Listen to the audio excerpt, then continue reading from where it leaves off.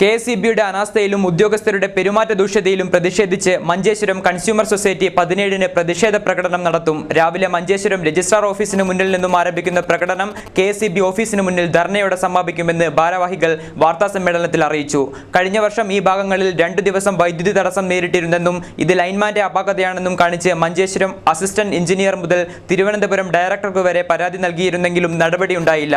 നിരുത്തരവാദിത്തം മൂലം പ്രദേശവാസികളുടെ ശല്യമായി മാറിയ ലൈൻമാനെ സസ്പെൻഡ് ചെയ്യണമെന്നും ആരോപണ വിധേയനായ ലൈൻമാനെതിരെ തുടർ നടപടി എടുത്തില്ലെങ്കിൽ സമരവുമായി മുന്നോട്ടു പോകുമെന്നും ഭാരവാഹികൾ വാർത്താസമ്മേളനത്തിൽ കൂട്ടിച്ചേർത്തു.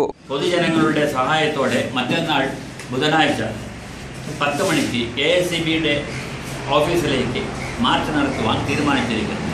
മേൽപ്പറഞ്ഞ ലൈൻമാൻ മിസ്റ്റർ ബാലനെ സസ്പെൻഡ് ചെയ്യുവാൻ വേണ്ടി സൂചന സമരമാണ് നടത്തുവാൻ ഉദ്ദേശിക്കുന്നത്.